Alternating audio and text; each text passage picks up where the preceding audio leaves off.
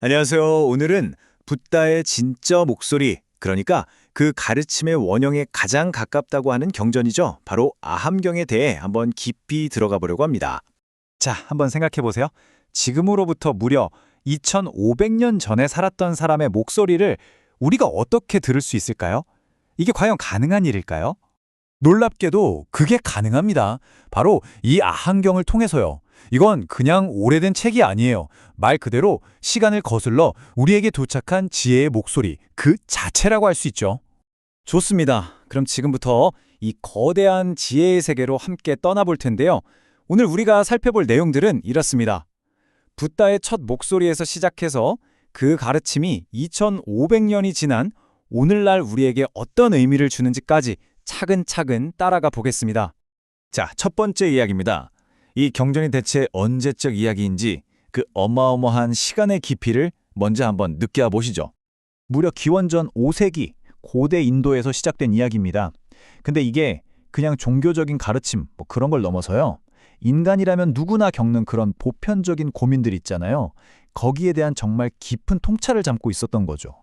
그리고 그 지혜가 지금까지도 수많은 사람들의 삶에 영향을 주고 있다는 게 정말 대단하지 않나요? 그런데 여기서 궁금한 점이 생기죠. 아니, 붓다의 그 생생했던 말이 어떻게 종이도 없던 시절에 수백 년 동안이나 사라지지 않고 책으로 엮일 수 있었을까요? 그 과정을 한번 따라가 보시죠.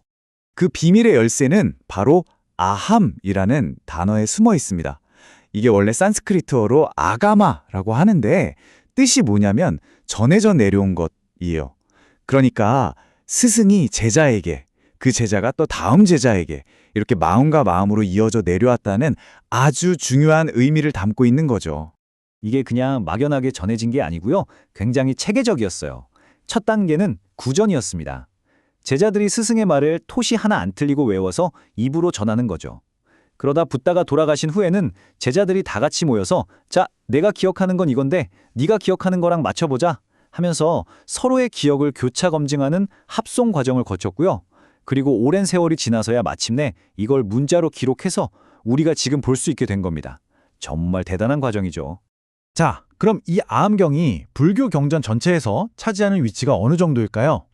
불교 경전을 크게 세 덩어리, 삼장이라고 부르는데요. 아함경은 그 중에서도 붓다의 말씀을 직접 담은 경장의 거의 절반을 차지합니다. 그러니까 그냥 중요한 게 아니라 그야말로 불교 가르침의 심장, 코어 중의 코어라고 할 수 있는 거죠. 붓다의 목소리가 가장 진하게 남아있는 부분이라고 보시면 됩니다. 좋아요. 그럼 이 거대한 지혜의 도서관, 아함경 안에는 과연 어떤 책들이 꽂혀 있는지 한번 안으로 들어가 보죠. 아함경은 크게 네 가지 컬렉션으로 나눌 수 있어요. 마치 종합선물 세트 같달까요? 첫 번째, 장아함은 길고 깊이 있는 강의록 모음집 같아요. 핵심 교리를 아주 상세하게 풀어주죠. 두 번째, 중아함은 좀 더 실용적이에요. 일상적인 대화나 비유를 통해서 이게 이런 뜻이구나 하고 무릎을 탁 치게 만들죠. 세 번째, 자바함은 짧은 이야기나 시를 모아놓은 단편집 같고요. 마지막 증일아함은 좀 독특한데 기억하기 좋게 숫자 순서대로 가르침을 1번, 2번, 3번 이렇게 정리해놓은 백과사전 같은 느낌입니다. 정말 다양하죠? 제가 아함경에서 정말 매력적이라고 생각하는 부분이 바로 이 형식이에요. 이게 무슨 딱딱한 논문 같은 게 아니고요. 대부분이 생생한 Q&A 형식으로 되어 있어요. 제자가 스승님, 저희는 왜 이렇게 괴로운 걸까요? 하고 물으면 붓다가 차근차근 답해주는 식이죠.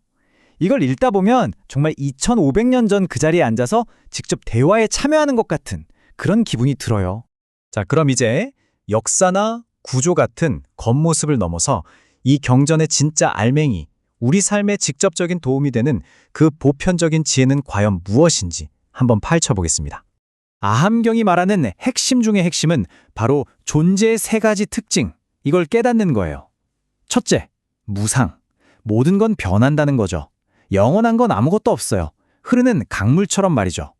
둘째, 고. 이 변화를 인정하지 않고 영원했으면 좋겠다 하고 붙잡으려고 하니까 괴로움이 생긴다는 겁니다. 흐르는 강물을 손으로 꽉 쥐려고 해봤자 속만 아프잖아요? 바로 그거죠. 마지막으로 무아. 사실 그 변화하는 것들 속에 나라고 부를 만한 고정된 실체는 없다는 거예요. 이 집착만 내려놓으면 진정한 자유가 찾아온다는 메시지입니다. 어때요? 이건 종교라기보다는 우리 삶에 대한 굉장히 날카로운 관찰 보고서 같지 않나요? 결국 모든 가르침은 딱 한 문장으로 모아집니다. 모든 것은 마음먹기에 달렸다. 외부 환경이나 다른 사람이 나를 괴롭히는 게 아니라 그것을 바라보는 내 마음이 문제라는 거죠.